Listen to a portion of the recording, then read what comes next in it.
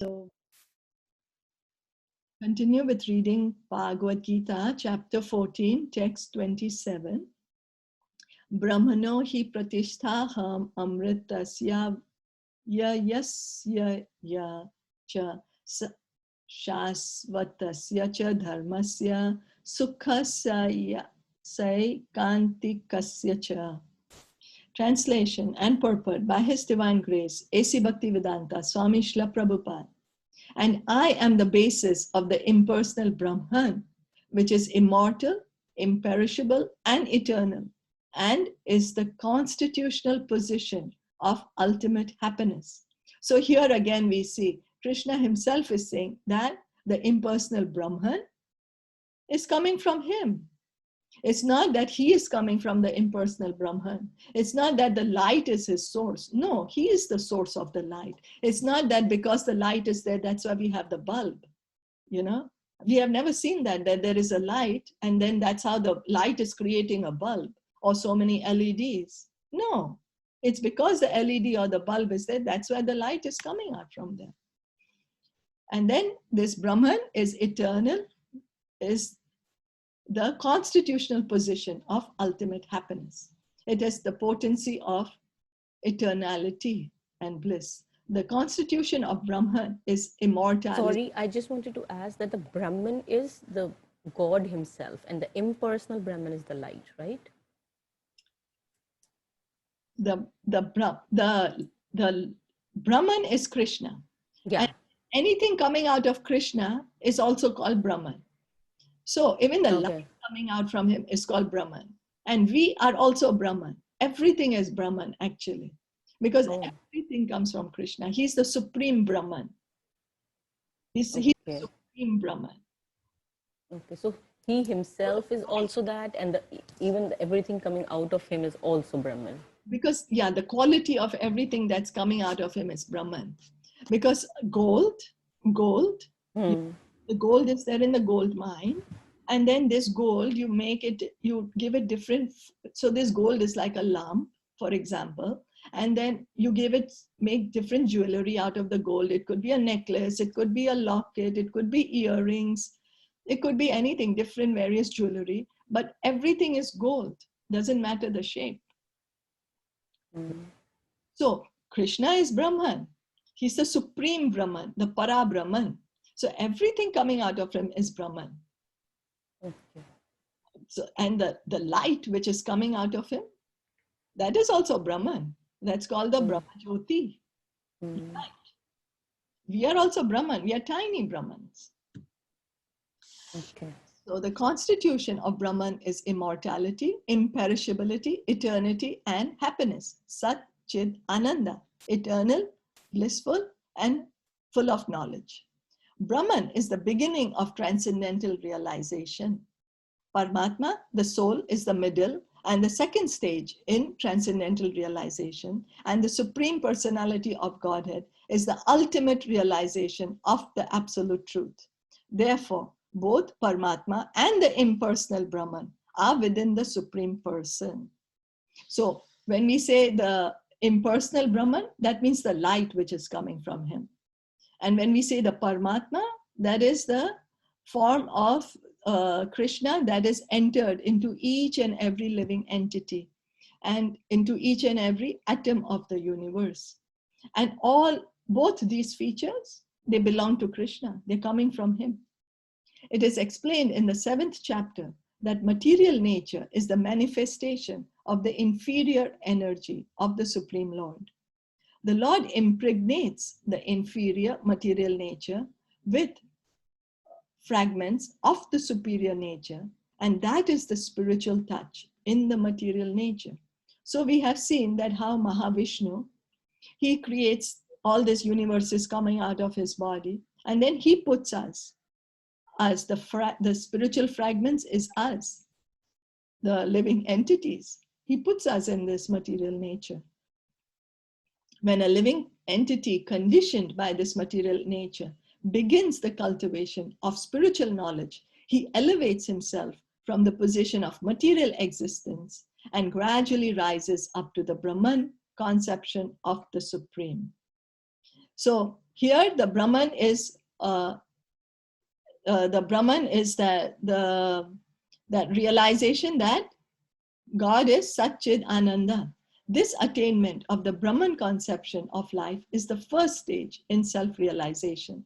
At this stage, the Brahman realized person is transcendental to the material position, but he's not actually perfect in Brahman realization. If he wants, he can continue to stay in Brahman position and then gradually rise up to Paramatma realization and then to the realization of the Supreme Personality of Godhead. So here, the Brahman is specifically referring to the light, the impersonal Brahma Jyoti. But we are all Brahman actually. But not that we are light. We each have our forms. We have our spiritual, eternal spiritual form. As we are seeing over here, some of us have the form of human being. Some of us have forms of trees, animals, or anything. So in the spiritual world, each of us have a spiritual form. And there is no higher or lower. It's all based on love. It's all based, we are happy to be, if our eternal position is to be a tree, we are happy to be a tree in the spiritual world. We are not forced to take the body of a tree. So the first conception of God is the light which is coming out from him. And if we choose just to stay on this position, we can. But if we do further research, we will realize that, oh, Krishna is also in everyone's heart as the Paramatma. And then to the realization of the Supreme Personality of Godhead. There are many examples of this in Vedic literature. The four Kumaras were situated first in the impersonal Brahman conception of truth. But then they gradually rose to the platform of devotional service. One who cannot elevate himself beyond the impersonal conception of Brahman runs the risk of falling down. So one who thinks that God is just light, he can't stay there on permanently.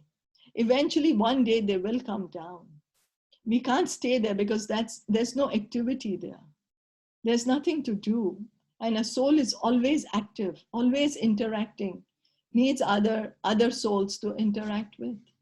In Srimad Bhagavatam, it is stated that although a person may rise to the stage of the impersonal Brahman, without going further, with no information of the Supreme Person, his intelligence is not perfectly clear.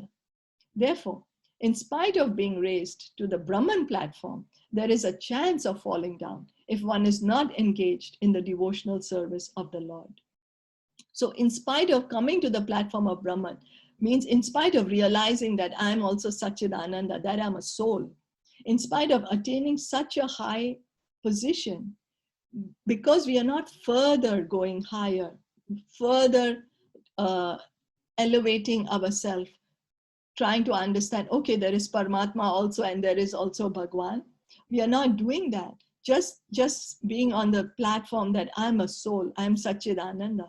With that, we can easily fall down because as a soul, what do? There is no knowledge on that platform. It's just a platform of knowing, okay, I'm Brahman, but then what am I supposed to do? That knowledge is not available. And so then we are not engaging in devotional service. So even though coming on the Brahman platform, we will come down to the world to engage in activity. But if we, from the Brahman platform, if we engage in devotional service, then we go to the spiritual world, as happened with the four Kumaras.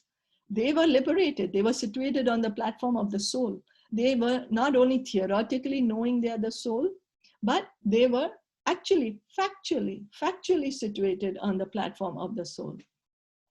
And then when they smelled the tulsi, which was offered to the lotus feet of Lord Vishnu, then immediately, they became devotees. They became pure devotees because already they were in such a high position. Already they know they are not the body, that they are the soul.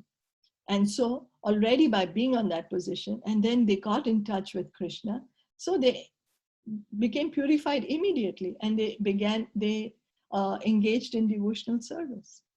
Actually, smelling the tulsi that is offered to the Lord is also devotional service. You know, in the Vedic language, it is also said, Raso Vaisa, Rasam hi evayam labdha vanadi bhavati. When one understands the personality of Godhead, the reservoir of pleasure, Krishna, he actually becomes transcendently blissful. So here the Brahman platform is referring to our realization that we are the spirit soul, we are Satchid Ananda. And then once we are able to understand that it's only from that all the pleasure that we can experience, all the pleasure that is coming from Krishna, we will become blissful because we are understanding that the source of happiness is Krishna. So if we engage in the service of the source of happiness, we also become happy. When we come in contact with water, we will get purified.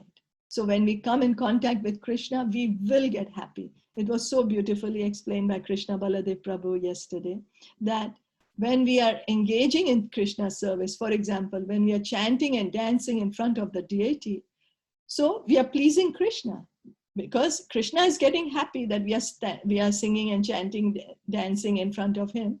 But what happens is actually we become happy because he's feeling happy. That happiness is transferred to our heart and we get happy. No matter how much we dance in a nightclub or in a, you know, on any other music, it does not fill our heart. It doesn't give us that happiness. But when we are in front of the deity, chanting and dancing for the pleasure of the deity, because Krishna is feeling happy, we get so transcendently happy, our heart becomes full. Same, when we are eating, we can go to the best of restaurants, have the best of buffets, but it does not fill our heart. It might fill our stomach.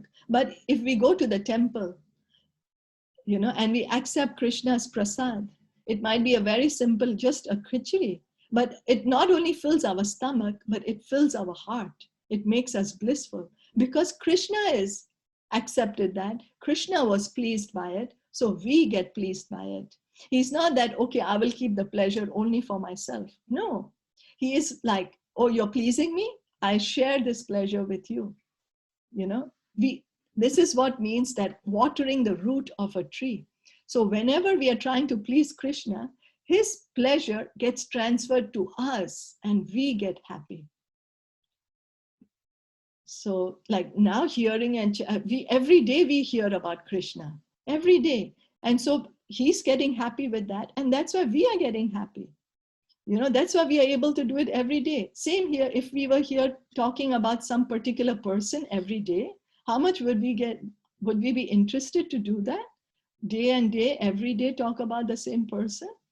No, we would, you know, like what's happening? It wouldn't fill our hearts. But here, because we are pleasing Krishna, hearing and chanting Krishna's glories is engaging in service to Krishna. And because he's getting pleased, we feel happy, and we want to continue doing it and do it more and more because it's giving us this bliss that, oh, when I'm engaging in these acts of chanting and hearing, I'm feeling happy. So is that okay? Yeah, perfect. I'll just read this and then we can stop. The Supreme Lord is full in 6 opulences, and when a devotee approaches him, there is an exchange of these 6 opulences. The servant of the king enjoys on an almost equal level with the king. And so eternal happiness, impersonal happiness, and eternal life accompany devotional service. Therefore, realization of Brahman or eternity or imperishability is included in devotional service. This is already possessed by a person who is engaged in devotional service. So just by the Brahma Jyoti, it has a concept of eternality, that I'm eternal, I won't die. That is already included in devotional service. Devotional service is eternal, blissful, and full of knowledge. So when we are engaging in devotional service, we are already on the Brahman platform. We are already on the liberated platform, on the platform of the soul, that I'm a part and parcel of Krishna. I'm also Sachidananda. And so because Krishna is full of happiness, we get happy. So like is the example is given that the king, the servant of the king also lives in the palace. The servant of the king is also there. So he's also getting almost the same, he's enjoying almost like the king. He has his quarters in the palace. He eats the nice food which is cooked in the palace. So same way, we also enjoy when we are in touch with Krishna. The more we please him, the more we get pleased. The more we hear and chant about him, the more we get pleased. Our hearts get filled. We can try it. Try talking about somebody day in and day out, about one celebrity in this world who's really famous, or somebody we admire really in this world. Just talk about them every day. Every day talk about them, and let's see if we feel blissful. No, we'll feel irritated. Why should I talk all the time about them? We'll try to find some fault in them then. It won't fill our hearts. Our heart won't feel happy. Just by talking and hearing about Krishna, by chanting and dancing in front of the deity, we feel happy. So we can stop here. Any questions or comments? If no, then we can stop here. Srimad Bhagavad Gita ki jai. Gaur Bhakta Vrinda.